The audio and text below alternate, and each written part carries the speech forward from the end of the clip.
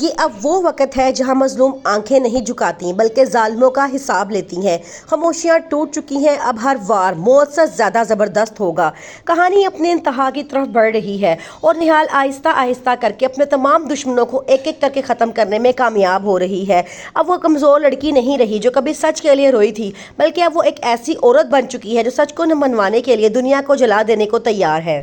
ذکیہ کا غرور، اس کا ظلم آخرکار اس کی موت پر ختم ہوا، لیکن اس کی لاش کے ساتھ ایک سوال بھی پیدا ہوتا ہے، قاتل کون؟ ہر انگلی سیدھی شباب کی طرف اٹھتی ہے۔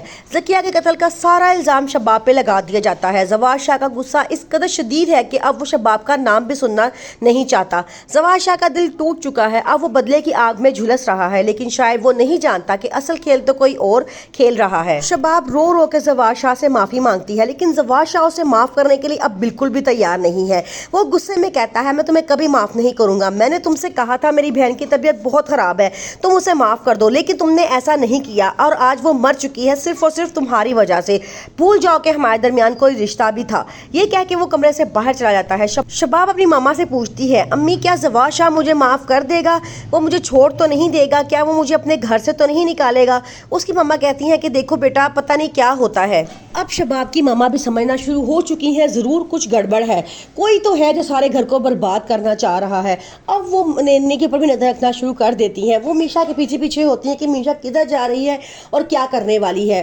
ذکیہ کی موت کا جب ڈاکٹر نوید کو پتہ چلتا ہے تو وہ بڑا خوش ہوتا ہے اور کہتا ہے کہ ظلم کا اس دنیا سے اٹھ جانا ہی بہتر ہوتا ہے۔ اب تم آہستہ آہستہ کر کے اپنے سارے دشمنوں کو راستے سے ہٹاؤ، ہم تمہارے ساتھ ہیں، تم کبھی یہ نہ سمجھنا کہ تم اکیلی ہو۔ آگے سے میشا کہتی ہے کہ آپ لوگوں نے ہی تو مجھے اتنا حوصلہ دیا ہے کہ میں اپنے ظالموں سے بدلہ لے سکتی ہوں، اور وہ کہتی ہے کہ اب ظلم کا حساب ہوگا، ایک ایک کر کے سب کو مرنا ہوگا، جس نے مجھے مارنے کی کوشش کی تھی سب کو مرنا ہوگا، لیکن اب اصل دشمن ابھی بھی میری آنکھوں کے سامنے ہے۔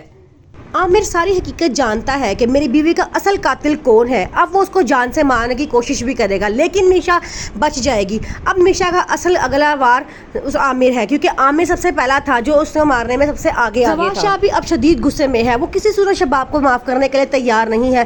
وہ اسے کہتا ہے کہ میں نے تمہیں کتنا سمجھایا تھا کہ میری بہن کو معاف کر دو، اس کی کنڈیشن ٹھیک نہیں ہے، لیکن تم نے اپنا فیصلہ واپس نہیں لیا، اپنی ضد پہ اڑی رہی ہو۔ میں تمہیں کبھی معاف نہیں کروں گا اور اس کی سزا تو میں ضرور دوں گا۔ شباب بہت ڈری ہوتی ہے، وہ زواد شاہ سے بہت معافی مانگتی ہے اور کہتی ہے کہ میرا مقصد ایسا بالکل بھی نہیں تھا، میں تو بالکل بھی نہیں جانتی تھی کہ اس کی طبیعت اتنی زیادہ خراب ہوگی کہ وہ مر ہی جائے گی، لیکن زواد شاہ کہتا ہے میں تو تمہیں بتا رہا تھا لیکن تم نے میری بات پہ یقین نہیں کیا۔